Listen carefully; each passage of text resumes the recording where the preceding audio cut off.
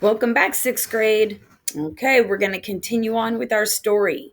Remember, just a little recap. Rama, Sita, and Lakshman had been tricked by that deceptive deer. And Lakshman, he listened to Sita. He didn't follow his duty. He listened to Sita when she told him to go out and help Rama. And then when Sita was tricked by the old man pretending to be a beggar, Ravana was able to capture her. So now she's captured. And what is going to happen? And here's where we find out. We continue on with our next chapter, Valiant Eagle. In these chapters, I want you to pay attention to how the precise words that the author uses and the images help to develop the characters and to move the story along. All right. So remember, how does the author describe the characters with specific and precise words? All right, let's begin. Valiant Eagle. As tears streamed down Sita's face, she called out loudly as she could for Rama and Lakshman. But it was no use, for now they were flying high above the trees. Fortunately, the demon's chariot flew right over Jatayu's nest. The majestic eagle, flapping its wings, took to the air and in moments was in pursuit of the speeding demon. I'm going to get my pen out real quick and I'm going to underline some of these specific words, these precise words that the author is using to describe our characters. So with Jatayu, the author uses this word majestic. He could have said the pretty eagle. He could have said the big eagle, but he didn't. He used majestic. The other thing I want to point out is this word speeding demon. He could have used the word fast. He could have used the word running, but he didn't. He used speeding. All right, let's keep going. Swooping in front of Ravana's path, Jatayu demanded that he abide by the code of kings and release Sita at once. Here's another word, swooping. That is a very precise action. We know it's going down and then going up. It's very precise, swooping. So swooping in front of Ravana's path, Jatayu demanded that he abide by the code of kings and release Sita at once. But Ravana had no intention of honoring this code. The demon took up his bow and began firing arrows at the eagle. But Jatayu flapped his mighty wings, causing a mini tempest that deflected the arrows.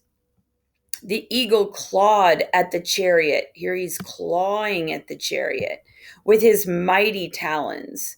Mighty talons. He could have used claws again, but he didn't. He used talons and snatched Ravana's bow, shattering it easily. But Ravana would not be bested by the mighty beast.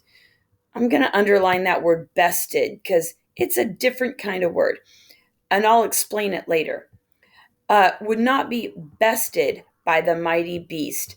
Bested means he wouldn't be defeated. He wouldn't be gotten, right? So bested is another word for beaten down or won over. With a powerful swing of his sword, the cruel demon cut straight through the eagle's wing, adding yet another crime to his notorious list. The mighty eagle fell from the sky as Ravana's chariot streaked across the horizon and disappeared. Oh boy. Well, the eagle fell from the sky, but he sure did try. He sure did try to help. And now we know people are trying to help Rama and Sita and Lakshman. And the demon got away. And here's an image of the fight, right? So we see the mighty eagle really doing his best with these lines to show his action. And there's Ravana, just doing everything he can to destroy and hurt. Here we go. Search for Sita. By the time Rama and Lakshman figured out what had happened, Sita was long gone, and the guardian eagle was dead. Rama felt defeated, but Lakshman urged him not to give up hope. Together they began looking for the princess. As the brothers made their way south, they entered the jungle kingdom of Kishkinda, where they came upon a couple of monkeys and a bear. The furry creatures introduced themselves as Hanuman and the white monkey, Sugriva, the exiled king of Vanara monkey tribe. So Vanara means monkey. You can see the definition in parentheses or the translation. Vanara means monkey tribe. And Jambavan, the black bear and clan chief. The brothers were relieved to tell their story, recounting their exile and the kidnapping and starting their quest to find the missing princess. The animals felt sorry for Rama and offered to help. The warriors were surprised by their generosity, but didn't think that a few monkeys and a bear could be much help in finding Sita.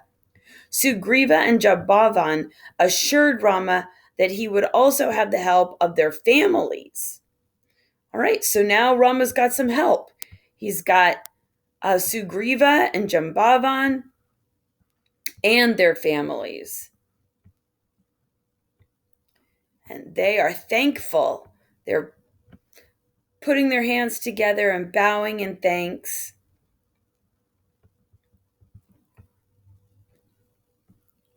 And here are all the monkey families. Do you think that's going to be enough monkeys to help find Sita? And even bears. Oh, more monkeys. Their entire families. I'm going to underline that, entire. That's pretty specific. That's all their families. That's a lot of monkeys and bears. And so both the monkey and the bear tribes searched high and low for a month. And here they search, looking everywhere, on hills, underwater, behind trees, in crocodiles' mouths, under birds in their nests. They could not find them. We can see where they're looking, and we can see by his scratching of his head, he's confused. Even looking in the little anthill. But Sita was nowhere to be found. The monkey god. When the search party reached the southern tip of India and Sita had not been located, everyone lamented in their inability to cross the ocean and continue the search. Even Hanuman was left scratching his head. Luckily, the old bear Jambavan had an idea. He didn't know where Sita was, but he knew a secret about Hanuman. In his youth, Hanuman had been cursed with the inability to remember how powerful he was in order to keep himself from using his powers to annoy the meditating sages.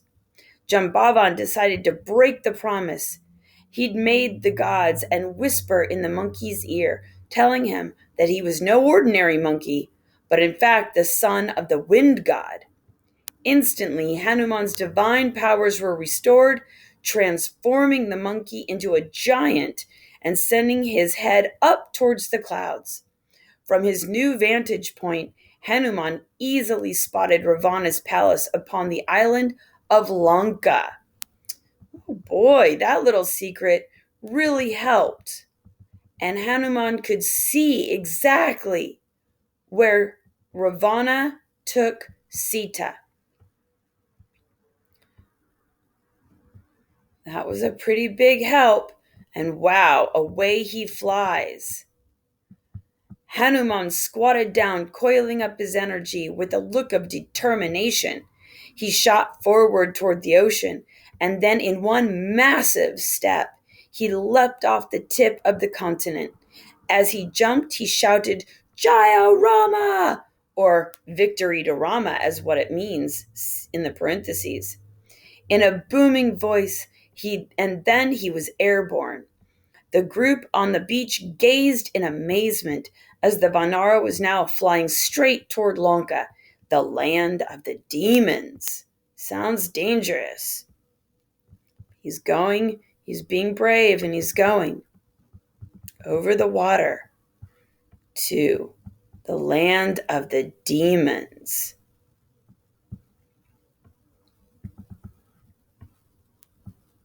Oh boy. And there's the main demon with Sita. All right. This is where we're going to stop for today. And let's talk about the very specific words and images that help to define the characters and move the story along.